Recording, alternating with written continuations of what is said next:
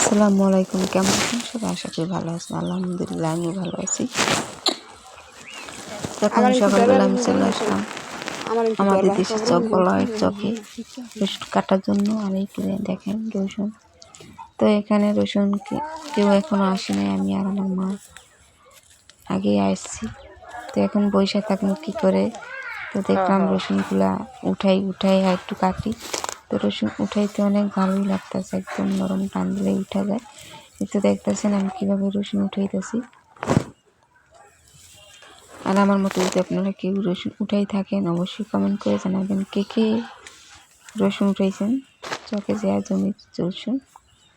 তো আমি এখানে কিছু রসুন এই যে উঠাইতেছি। আমার আব্বা এখন আসে না, সে আসছে কিন্তু অন্য কাজে গেছে, একটু আসতে দেরি হইব। তাই ভাবলাম একটু রসুন উঠাই নিই।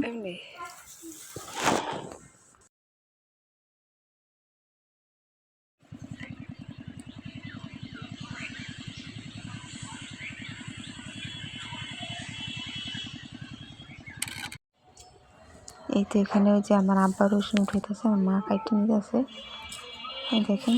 তো এখন রসুন কাটা প্রায় শেষ হয়ে গেছে। এই যেগুলো কাটা হয়ে গেছে রসুন এখন রোদ্রে দিয়ে নিতেছি। এখন বেশি ধরেছে, আমি এখন এগুলো রাখতে দিয়ে তারপরে বাসায় চলে যাবো, কারণ বাসায় রান্না করতে হবে। রান্না করার মতো কেউ নেই, তো আমি এখন চলে যাবো এই রসুনটা রোদ্রে দিয়ে এগুলো শুকাই দেবো। এগুলোর মধ্যে চিকলার মধ্যে মাটি দেওয়া আছে, শুকাইলে আর কি আর দলা দিলে মাটিগুলা পরিষ্কার হয়ে যাবে। এখানে এত রোদ্রে যেমন মা মানে বস্তা মাথায় দিয়ে তারপর কাটতেছে, প্রচণ্ড রোদ আজকে উঠছে। দেখেন কি রোদে জমাচ্ছে। আর এখানে রোদ, আর যে এখানে লাউ গাছ লাগানো হয়েছে। তো আমার ভিডিওটা যদি ভালো লাগে লাইক শেয়ার কমেন্ট করবেন আর সাবস্ক্রাইব করে দেবেন। আমি অনেক দিন 2-3 দিন যাবৎ ভিডিও ছাড়ি না, কারণ ভালো লাগে না, এই জন্য ছাড়া হয় না। তো আমি প্রতিদিনই মানে ইচ্ছে হয় প্রতিদিনই ভিডিও ছাড়ি, কিন্তু ছাড়তে পারি না। তো আমি বাসায় চলে আসলাম আর আমার অনেক বেশি ক্ষুধা লাগছে।